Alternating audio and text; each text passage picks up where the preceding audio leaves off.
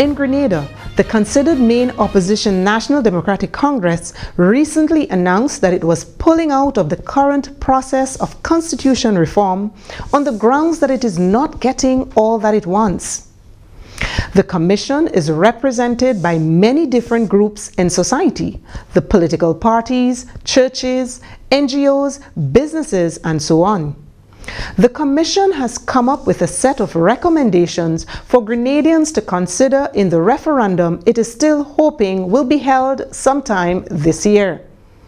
There are a little more than half a dozen recommendations, including the belated addition of term limits for Prime Minister, something the NDC itself had called for.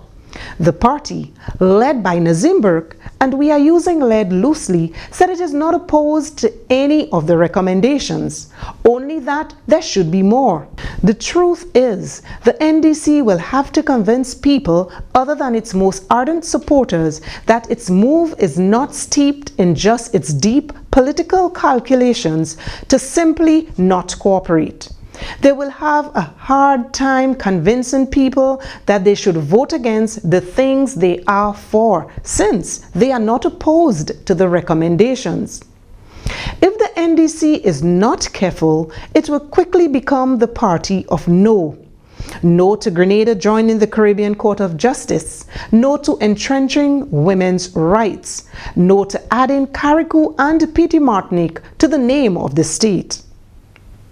In making arguments for the party's pull-out, Burke and Deputy Joseph Andel maybe inadvertently spoke of the real reason for the withdrawal, that the process will help burnish the legacy of current Prime Minister Dr. Keith Mitchell, and they, in effect, won't help him on what they view as his ego trip. If the truth be told, Burke wanted to pull NDC out of the process a long time ago. He effectively did so during an address last summer. It was never his intention to see this through, no matter what. He would have found an excuse.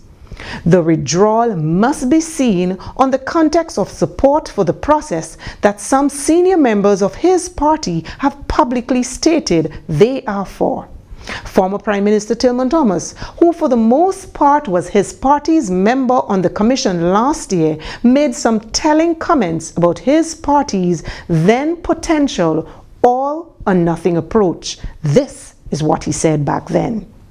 No, well, I would advise that whatever is going to be positive for the nation, I would advise that we should go along with it. Whatever is going to improve the democratic process.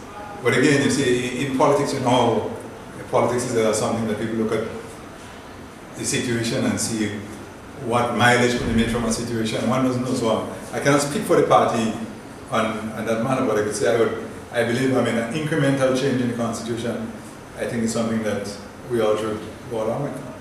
Senior party member Glenn Noel also said he too would have loved to see the commission go further, but warned against the all or nothing approach.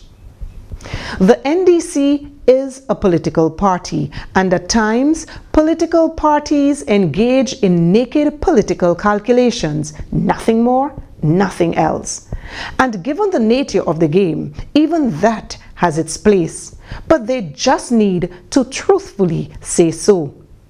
This is an act of political gamesmanship, something Senator Nazim Burke is staking his leadership on. In his calculations, though, he must remember that a boycott gets him nowhere.